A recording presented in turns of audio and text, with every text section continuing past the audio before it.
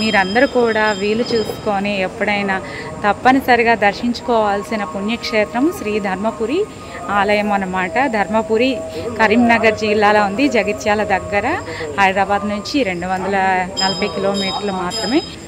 ఇప్పుడు మేము ఇంకా సత్యవతి అమ్మవారి గుడికి కూడా వెళ్ళాలి. ఇంకా ఇక్కడ బ్రహ్మ పుష్కరిణి ఉంది, చాలా ఉన్నాయి చూడాల్సినవి. ఇంకా ఇక్కడ భారతదేశంలో ఎక్కడా లేని విధంగా సత్యవతి అమ్మవారి ఆలయం ఉన్నది. ఇప్పుడు ప్రస్తుతానికి మనం ధర్మపురిలోని సత్యవతి ఆలయం దగ్గర ఉన్నాం.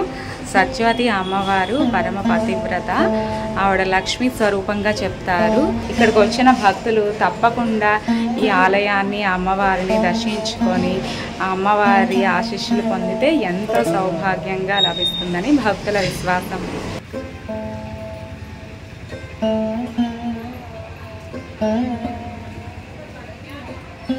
ఈ ఆలయంలో ఉన్న ఇసుక స్తంభం సత్యవతి అమ్మవారి పాతివ్రత్యానికి నిదర్శనంగా ఉన్నది.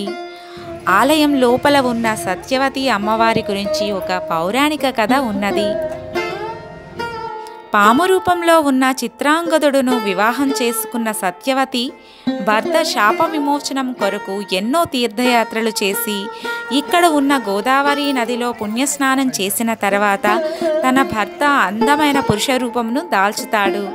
అతనితో కలిసి వస్తుండగా అక్కడ ఉన్నవారు పాము రూపంలో ఉన్న తన భర్తను వదిలి పరాయి పురుషుడితో వస్తుంది అని నిందలు వేస్తారు.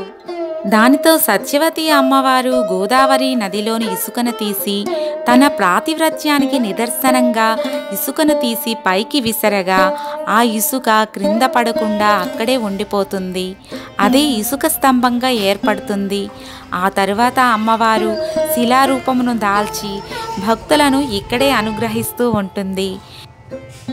ఎక్కడా లేని విధంగా ఈ ఆలయంలో పానపట్టం పైన ప్రధాన దైవమైన లక్ష్మీ నరసింహస్వామి కొలువై ఉన్నారు. ఇంతటి ప్రాచీనమైన, పురాతనమైన, మహిమాన్వితమైన ధర్మపురి క్షేత్ర దర్శనము మీరు కూడా తప్పక చేసుకోండి. సైనింగ్ ఆఫ్ ఫ్రెండ్స్, నేను మీ రోహిణి.